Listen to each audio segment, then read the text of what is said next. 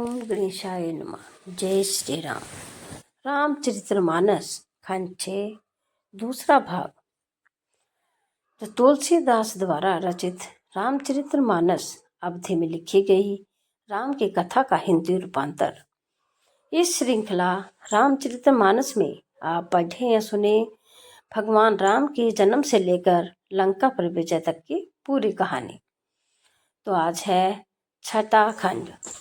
सुहागिन स्त्रियां झुंड के झुंड मिलकर चली, जो अपनी छवि से कामदेव की स्त्री रति को भी निरादर कर रही हैं। तो सभी सुंदर मंगल द्रव्य एवं आरती सजाए हुए गा रही हैं कि मानो सरस्वती जी ही बहुत से भेष धारण किए गा रही हो। राजमहल में आनंद के मारे शोर मच रहा है। उस समय का और सुख का वर्णन नहीं किया जा सकता।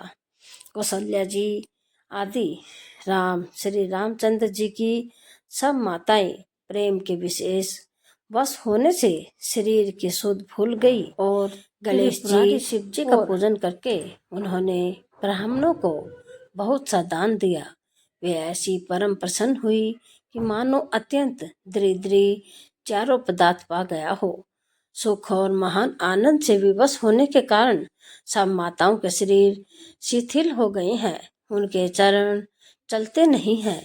श्री रामचंद्र जी के दर्शनों के लिए वे अत्यंत अनुराग में भरकर परछन का सब सामान सजाने लगी। अनेकों प्रकार के बाजे बजते थे। सुमित्रा जी ने आनंद पूर्वक मंगल साज सजाए। हल्दी, दूध, दही, पत्ते, फूल, पान और सुपारी आदि मंगल की मूल वस्तुएं तथा अक्षत असुखाएं, गोरोचन, लावा और तुलसी की सुंदर मंजलियां सुशोभित हैं। नाना रंगों से विचित्रित किए हुए सहज सुहावने सुवर्ण के कलश ऐसे मालूम होते हैं कि मानो कामदेव के पक्षियों ने घोंसले बनाए हों। शकुन की सुगंधित वस्तुएं बखानी नहीं जा सकती। जब रानियां संपूर्ण मंगल साज सजा रही हैं, बहुत प्रकार की आरती बनाकर वे आनंदित हुई सुंदर मंगल गान कर रही हैं। सोने के थालों को मांगलिक वस्तुओं से भरकर अपने कमल के समान हाथों से में लिए हुए माताएं आनंदित होकर परछन करने चली। उनके शरीर पुलकावली से छा गए। धूप के धुएं से आकाश ऐसा काला हो गया कि मानो सावन के बादल घुमड़ घुमड़ कर छा गए हो। देवता कल्प वृक्ष के फूलों की मालाएं बरसा रहे हैं। वे ऐसे लगती हैं कि मानो बगुले के पांति मन को अपनी ओर खींच रही हो। सुंदर मणियों से बने बंदरवार ऐसे मालूम होते हैं कि मानो मनुष्य सजाए हो। अटारियों पर सुंदर और चपल स्त्रियां प्रकट होती हैं और छिप जाती हैं। वे ऐसी जान पड़ती हैं कि मानो बिजलियां चमक रही हों। नगाड़ों की ध्वनि मानो बादलों की घोर गर्जना है। या चकन, पपीहे, मेंढक और मोर हैं। देवता पवित्र सुगंध रूपी जल बरसा रहे हैं, जिससे जिससे खेती के समान नगर के सब स्त्री पुरुष सुखी हो रहे हैं। प्रवेश का समय जानकर गुरु वशिष्ठ जी ने आज्ञा दी। तब रघुकुल मणि महाराज दशरथ ने शिव जी, पार्वती जी और गणेश जी का स्मरण करके समाज सहित आनंदित होकर नगर में प्रवेश किया। शकुन हो रहे हैं। देवता दंदुभी बजाकर फूल बरसा रहे हैं। देवताओं की स्त्रियां आनंदित होकर सुंदर मंगल गीत गा रही हैं। मागध, सूत, भाट और चतुर नट तीनों लोकों के उजागर सबको प्रकाश देने वाले परम प्रकाश स्वरूप श्री रामचंद्र जी का यश गा रहे हैं। जय ध्वनि तथा वेद की निर्मल श्रेष्ठ वाणी सुंदर मंगल से सनी हुई दसों दिशाओं में सुनाई पड़ रही हैं। बहुत से बाजे बजने लगे। आकाश में देवता और नगर में लोग सब प्रेम में मगन हैं। बाराती ऐसे बने ठने हैं कि उनका वर्णन नहीं हो सकता। परम आनंदित हैं, सुख उनके मन में समाता नहीं है। तब अयोध्यावासियों ने राजा को जोहर वंदना की। श्री रामचंद्र जी को देखते ही वे सुखी हो गए। सब मणियां और वस्त्र निछावर कर रहे हैं।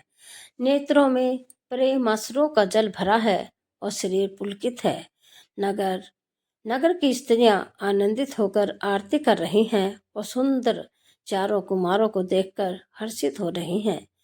पालकियों के सुंदर पर्दे हटा हटा कर वे दुल्हनों को देखकर सुखी होती हैं। इस प्रकार सबको सुख देते हुए रात दरबार पर आई माताएं आनंदित होकर बहुओं सहित कुमारों को प्रसन्न कर रहे हैं।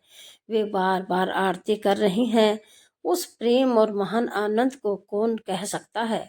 अनेकों प्रकार के आभूषण रत्न और वस्त्र तथा अनगिनत प्रकार की अन्य वस्तुएं निछावर कर रही हैं। बहुओं सहित चारों पुत्रों को देखकर माताएं परम आनंद में मगन हो गई। सीता जी और श्री राम जी की छवि को बार बार देखकर वे जगत में अपने जीवन को सफल मानकर आनंदित हो रही हैं। सखियां सीता जी के मुख को बार बार देखकर अपने पुण्यों की सराहना करती हुई गान कर रही हैं। देवता क्षण क्षण में फूल बरसाते नाचते गाते तथा अपनी अपनी सेवा समर्पण करते हैं। चारों मनोहर जोड़ियों को देखकर सरस्वती ने सारी उपमाओं को खोद डाला, पर कोई उपमा देते नहीं बनी, क्योंकि उन्हें सभी बिल्कुल तुच्छ जान पड़ा। तब हार कर वे फिर श्री राम जी के रूप में अनुरक्त होकर एक टक देखती रह गई। वेद की विधि और कुल की रीति करके अर्घ पावड़े देती हुई बहुओं समेत सब पुत्रों को प्रसन्न करके माताएं महल में ले चली। स्वाभाविक ही सुंदर 4 सिंहासन थे, जो मानो कामदेव ने ही अपने हाथ से बनाए थे।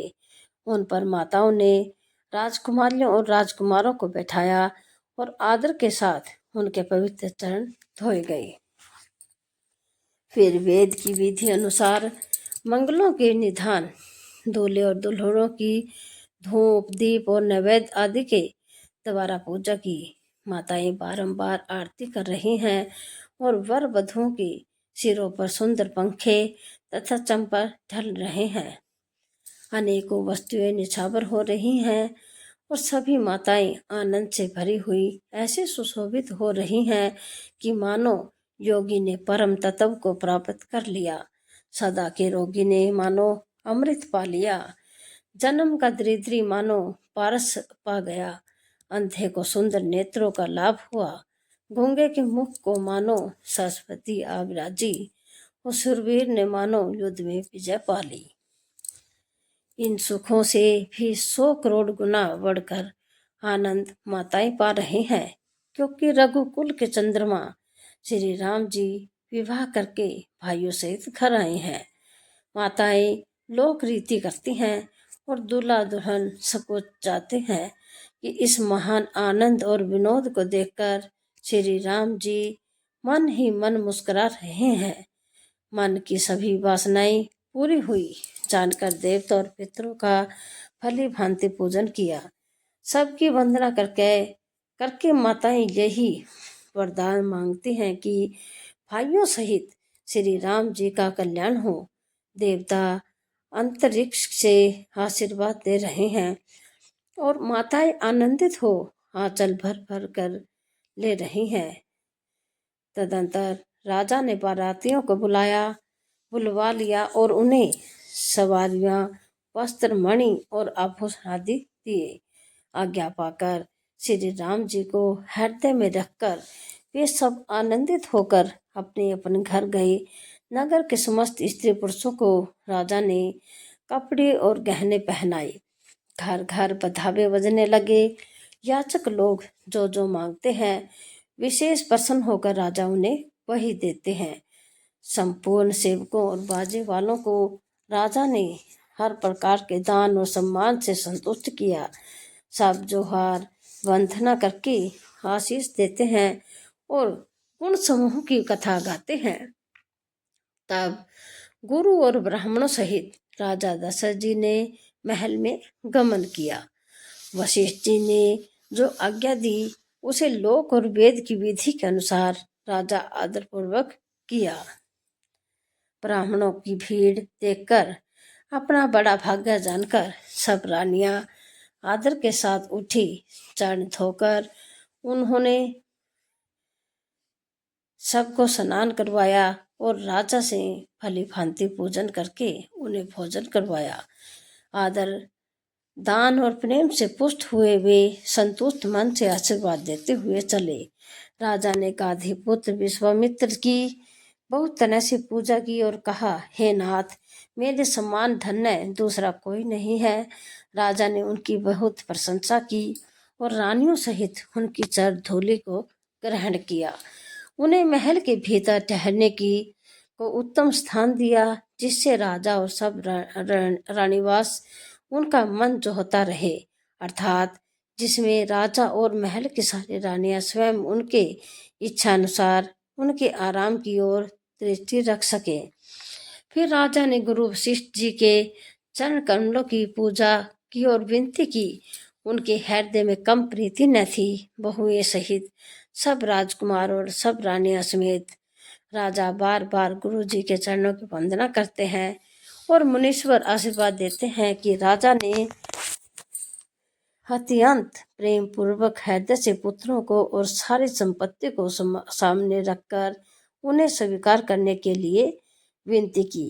परंतु मुनिराज ने पुरोहित के नाते केवल अपना नेक मांग लिया और बहुत तरह से आशीर्वाद दिया। और फिर सीता जी सहित श्री रामचंद्र जी को हृदय में रखकर गुरु वशिष्ठ जी हर्षित होकर अपने स्थान को गए। राजा ने सब ब्राह्मणों की स्त्रियों को बुलाया और सुंदर वस्त्र और आभूषण पहनाए।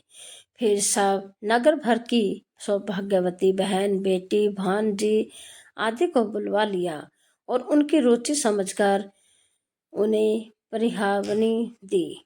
नेगी लोग सब अपना अपना नेक जोग लेते और राजाओं के शिरोमणि दशरथ जी उनकी इच्छा के अनुसार देते हैं। जिन मेहमानों को प्रिय और पूजनीय जाना, उनका राजा ने भली भांति सम्मान किया। देवगण श्री रघुनाथ जी का विवाह देखकर उत्सव की प्रशंसा करके फूल बरसाते हुए नगाड़े बजाकर और परम सुख प्राप्त कर अपने अपने लोगों को चले। वे एक दूसरे से श्री राम जी का यश कहते जाते हैं। हृदय में प्रेम समाता नहीं है। सब प्रकार से सबका प्रेम पूर्वक भली भांति आदर सत्कार कर लेने पर राजा दशरथ जी के हृदय में पूर्ण उत्साह भर गया। जहाँ रानीवास था वे वहां पधारे और बहुओं समेत उन्होंने कुमारों को देखा। राजा ने आनंद सहित पुत्रों को गोद में लिया। उस समय राजा को जितना सुख हुआ उसे कौन कह सकता है। फिर पुत्र वधुओं को प्रेम सहित गोदी में बैठाकर बार बार हृदय में हर्षित होकर उन्होंने उनका दुलार लाड़ चाव किया। यह समाज देखकर रानीवास प्रसन्न हो गई। सबके हृदय में आनंद ने निवास कर लिया। तब राजा ने जिस तरह विवाह हुआ था वह सब कहा। उसे सुनकर सब किसी को हर्ष होता है। राजा जनक के गुणशील महत्व, प्रीति की रीति और सुहावनी संपत्ति का वर्णन राजा ने भाट की तरह बहुत प्रकार से किया। जनक जी की करनी सुनकर सब रानियां बहुत प्रसन्न हुई। पुत्रों सहित स्नान करके राजा ने ब्राह्मण, गुरु और कुटुंबियों को बुलाकर उनके प्रकार के भोजन कराए। यह सब करते करते 5 घड़ी रात बीत गई। सुंदर स्त्रियां मंगल गान कर रही हैं। वह रात्रि सुख की मूल और मनोहारिणी हो गई। सबने आचमन करके पान खाई और फूलों की माला, सुगंधित द्रव्य आदि से विभूषित होकर सब शोभा से छा गए। श्री रामचंद्र जी को देखकर और आज्ञा पाकर सब सिर नवाकर अपने अपने घर को चले। वहाँ के प्रेम, आनंद, विनोद, महत्व, समय, समाज और मनोहरता को सैकड़ों सरस्वती, शेष, वेद, ब्रह्मा, महादेव जी और गणेश जी भी नहीं कह सकते। राजा ने सबका सब प्रकार से सम्मान करके कोमल वचन कहकर रानियों को बुलाया और कहा, बहुएं सभी बच्ची हैं, पराए घर आई हैं।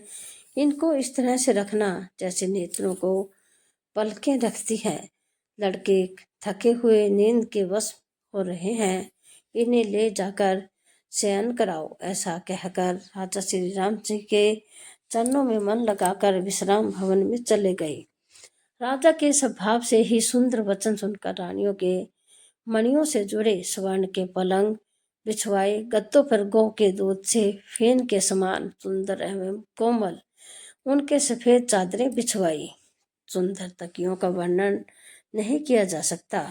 मणियों के मंदिर में फूलों की मालाएं और सुगंध द्रव्य सजे हैं। सुंदर रत्नों के दीपकों और सुंदर चंदोबों की शोभा कहते नहीं बनती।